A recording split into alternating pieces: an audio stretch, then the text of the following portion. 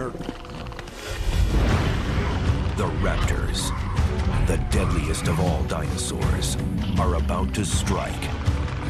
Quick, intelligent, and cagey, they single out the weakest member of the herd. They would stand off at a distance and look at the herd. They want to choose the most effective target. They're not just going to run in and try to attack the first dinosaur they find. It could be that that dinosaur is bigger than they are, or more importantly, it's completely healthy and can defend itself. Once they pick out their prey, they're going to attack. And the Tenontosaurus is going to be in dire trouble. Their eyes lock onto their target. They begin to stir, slowly, deliberately, silent, except for the hissing of their breath. What makes a raptor so incredibly dangerous is they're built like ninjas. They're fast, they're strong, they're agile, they've got razor-sharp teeth, and these teeth curve backwards. When you are bitten by an animal with teeth that point backwards, it's going to rip a chunk of flesh out of you. But they're up against a much bigger adversary, so they've got to work in unison. The raptors rush in initially in hopes of startling the herd. If they can separate him, they have a better chance of taking him on. Terrified and disoriented, the herd stampedes. Their immense legs make a deafening sound. They do this for two reasons. Number one, they do it because they want to get away from the attacker. But the second reason why they do it is because when you run, it exposes the weakest guy, and that's the one the predators are going to focus on.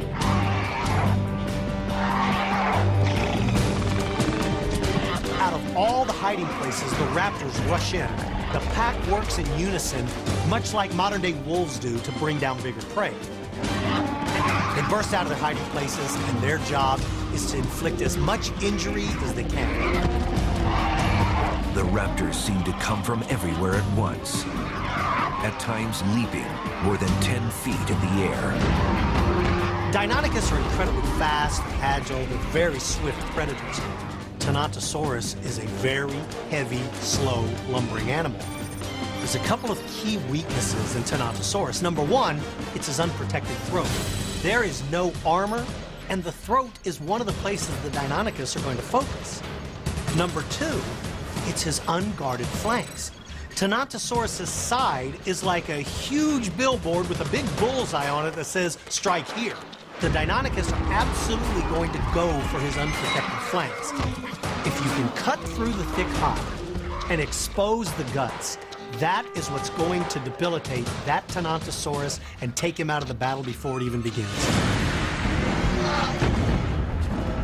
Instinctively, Tenontosaurus fights back. They're harmless, but they're not defenseless. They've got an exceptionally long tail. Their tail is almost the length of the rest of their body. Their tail is sort of designed like a baseball bat. Interconnecting rods connect each vertebra and give it a stiffened appearance. It's not wiggly like a crocodile's tail. This thing is a weapon. One swing of the tail scatters the pack. Although Deinonychus is a nasty dude and he's got some pretty wicked weapons, he still has a very light bird-like skeletal structure. A direct hit from a tail could end that guy's life.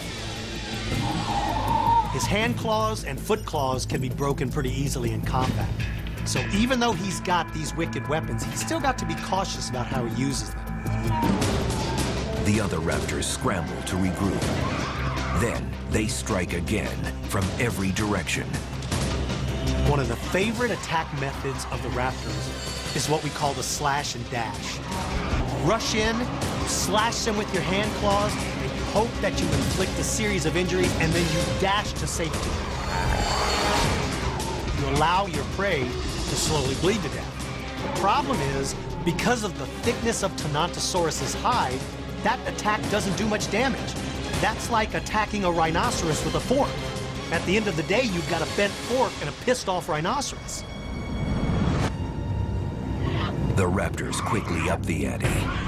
Deadly, swift menace with a singular goal: kill. They take the claws from their hands and dig them into that deep hide and hang on. Raising their foot, curling down their two toes, that brings their killing claws forward, and they begin to slice and cut the Tenontosaurus. The raptor strikes hard with its lethal killing claw. The Tenontosaurus launches an unexpected counterattack. Once the Deinonychus land on his back, that Tenontosaurus is going to roll over using his weight to crush them. It would be like being run over by a one-ton truck. The bones would snap and break like pencils. Two raptors now lie dead, while the wounded Tenontosaurus is still standing. The raptors are losing too many members of the pack. The Tenontosaurus is able to repel assault after assault. Slash and dash didn't work.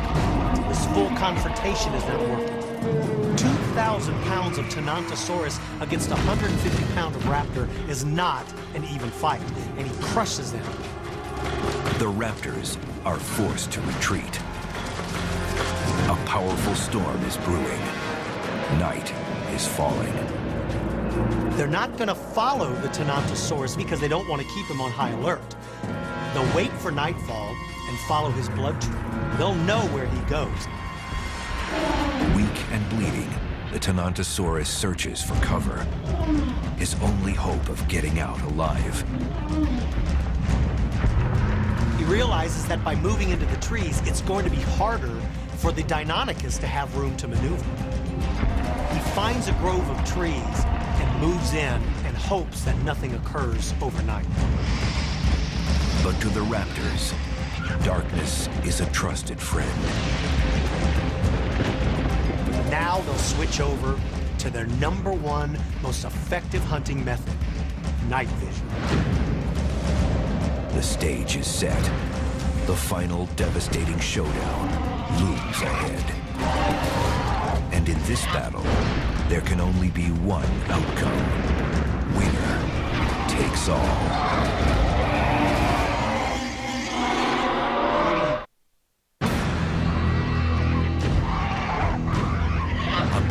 Bloodthirsty raptors have targeted a 2,000-pound Tenontosaurus separated from the herd. To survive this life-or-death struggle, the hulking herbivore must rely on its sheer size. The raptors countered with stealth, speed, numbers, and yet one more advantage. They've got excellent night vision.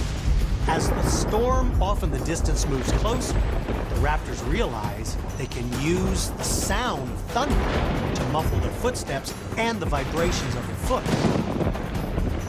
They move in for the final assault. With quick, erratic moves and the predatory intelligence of a giant bird of prey, the pack mounts its final ambush. This spot is designed perfectly to play into the strengths of Deinonychus. There's a raised ridge behind the Tenontosaurus. It's the perfect launch site for an aerial, silent attack. The environment also favors the raptors. Tenontosaurus is now at the mercy of his merciless attackers. Under attack, Tenontosaurus has got to have his senses working at peak strength. Sight is going to be important because he's got to see where the attack is coming from. Sound is absolutely important as it becomes dark. You've got to hear where your attackers are. And the sense of smell is vitally important because it allows him to figure out where those raptors are out in that darkness. Trapped in a thick grove of trees, Tenontosaurus is helpless.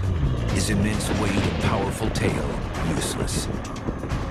The raptors fly into action with white-hot intensity. Now they're able to dig their claws deep into his side.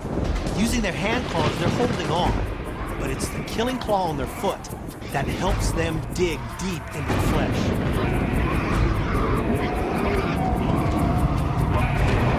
Once they begin to slice open, the internal organs of the Tenontosaurus will spill out onto the ground.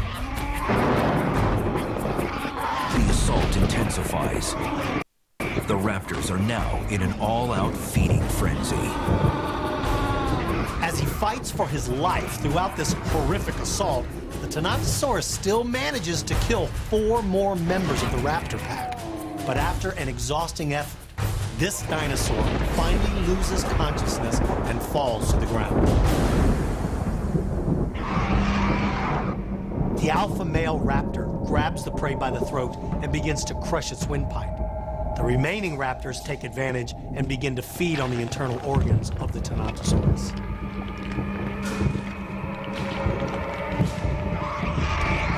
Like a pack of wolves, these Deinonychus are fighting for the best parts.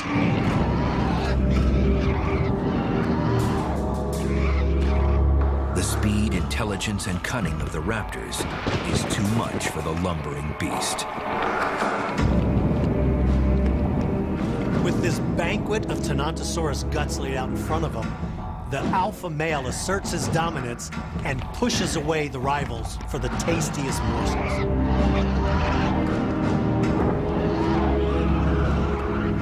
Off in the distance, thunder.